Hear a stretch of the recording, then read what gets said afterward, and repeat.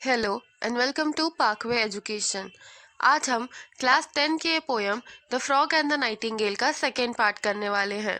हमने first part में आधा एक्सप्लेनेशन देख लिया था, अब हम आगे का एक्सप्लेनेशन देखते हैं।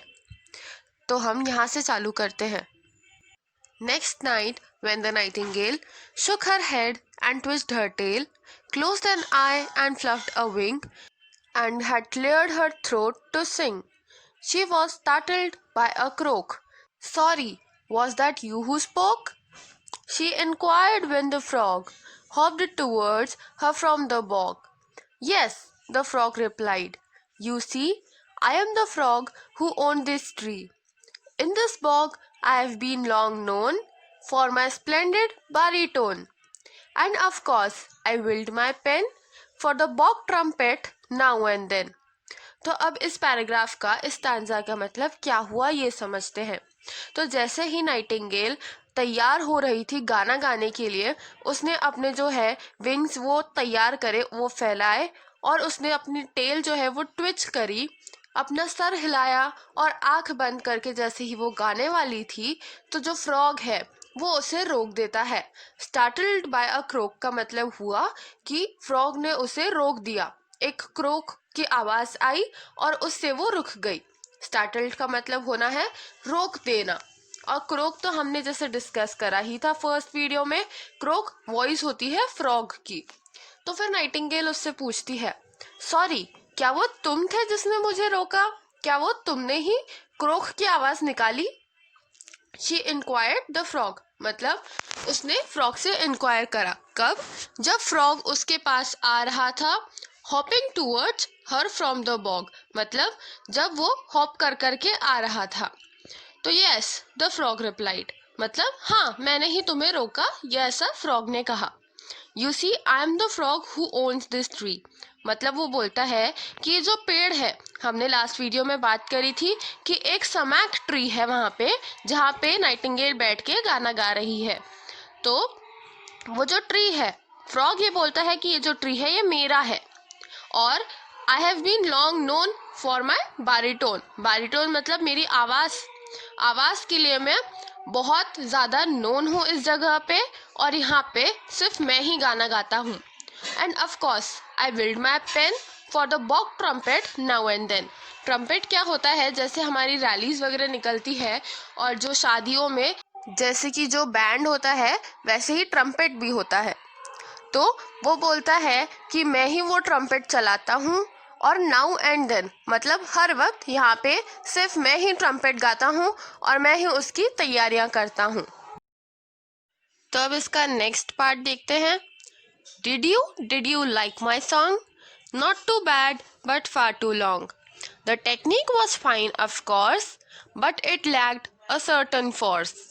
Oh, the nightingale confessed, greatly flattered and impressed, that a critic of such note had discussed her art and throat.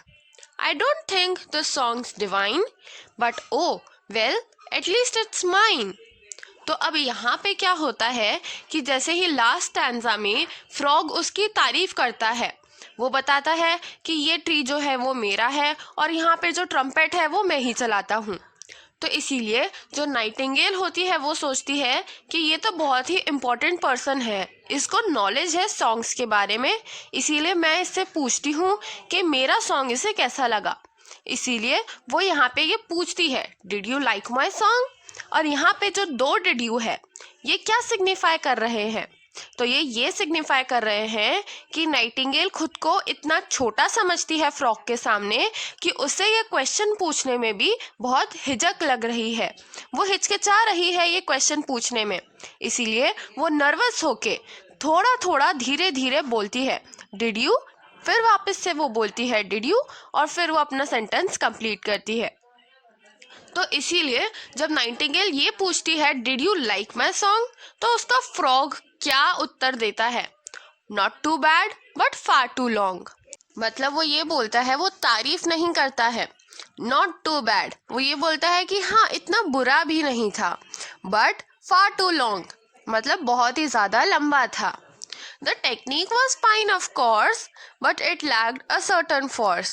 इसका मतलब क्या हुआ कि जो तुम्हारी सिंगिंग की टेक्निक थी वो तो ठीक ठाक ही थी, फाइन, फाइन मतलब ठीक, वो तो ठीक थी, but then it lacked a certain force, मतलब उसमें कुछ कमी थी, कोई एक फोर्स ऐसा था जो वहां पे लग नहीं पा रहा था। ये तुम्हारे गाने में कुछ फोर्स की कमी लगी, कुछ चीज वहां पे मिसिंग थी।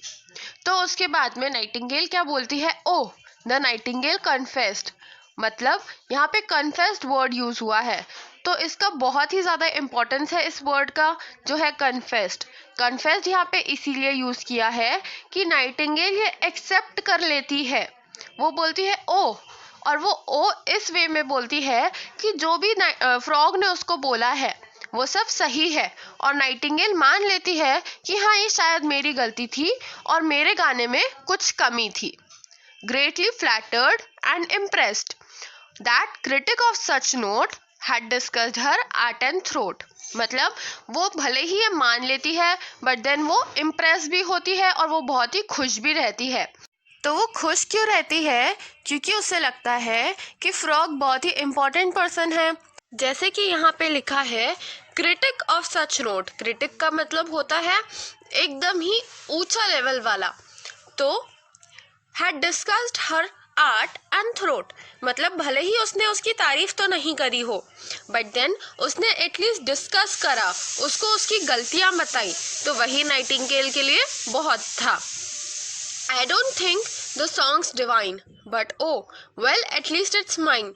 तो अब फ्रॉग को वो रिप्लाई देती है कि मुझे भी नहीं लगता कि सॉन्ग इतना डिवाइन है, डिवाइन का मतलब होता है इतना ही दिव्य, तो उसको ऐसा लगता है कि इतना ही अनोखा या कोई डिवाइन सॉन्ग नहीं है मेरा, but then oh well at least it's mine, मतलब कम से कम ये मेरा खुद का बनाया हुआ है, किसी और का चुराया नहीं है, किसी और का कॉपी करा हुआ नहीं है। अब देखते हैं इसका next stanza. That's not much to boast about, said the heartless frog, without proper training such as I and few others can supply. You will remain a mere beginner, but with me you will be a winner. Dearest frog, the nightingale breathed, this is a fairy tale, and you are Mozart in disguise, come to earth before my eyes. तो अब इस answer का मतलब क्या हुआ हिंदी में हम देखते हैं। That's not much to boast about, मतलब ये इतना ज़्यादा खुश होने की बात नहीं है। Said the heartless frog, मतलब जो heartless frog था, क्रूअल फ्रॉग था, जो नाइटिंगेल के गाने की तारीफ करने के लिए रेडी ही नहीं था, वो ये बोलता है कि अगर ये तुम्हारा खुद का भी सॉन्ग है तो इतनी ज़्यादा खुश होने की ज़रूरत नहीं है। It's not much to boast about, boast होना मतलब बहुत ज़्यादा खुश होना, तो वो ये बोलता है कि अब इतना ज़्यादा भी खुश मत हो कि ये तुम्हारा खुद का ओरिजिनल सॉन्ग है।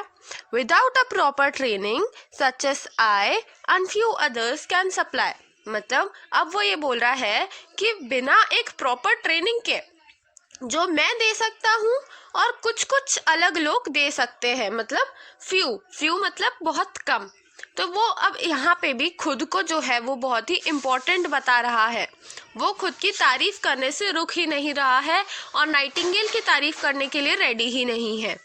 तो वो ये बोल रहा है कि जैसे कि मैं ट्रेनिंग दे सकता हूँ तुम्हें, और अगर मैंने ये नहीं दी तुम्हें ट्रेनिंग, अगर तुम मेरी ट्रेनिंग नहीं लेती हो तो तुम एक मेयर बिगिनर बन के रह जाओगे। मेयर बिगिनर मतलब तुम्हें सिर्फ एक गाना आएगा बट देन तुम उसमें प्रोफेशनल नहीं बन पाओगे। But with me you will be a winner, but अगर तुम मेरे साथ गाना सीखोगी, अगर तुम मुझसे ट्रेनिंग लोगी तो मैं तुम्हें एक विनर बना दूंगा।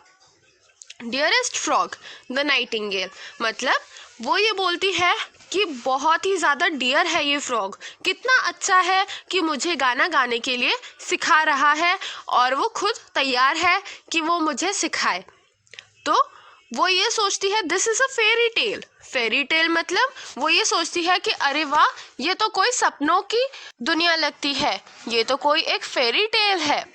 And you are Mozart in disguise, Mozart in disguise का मतलब क्या हुआ कि तुम एक फरिश्ते हो। Come to earth before my eyes, मतलब तुम भगवान के वो फरिश्ते हो जो मेरे सामने इस धरती पर आए हो।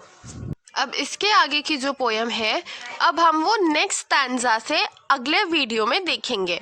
बट अगर आपको यहाँ तक के पोयम में अगर कुछ भी डाउट हो तो आप मुझसे कमेंट सेक्शन में पूछ सकते हैं। और अगर आपको ये वीडियो पसंद आया हो तो इसे लाइक करना, शेयर करना और हमारे चैनल पाकवे एजुकेशन को सब्सक्राइब भी ज़रूर कर देना।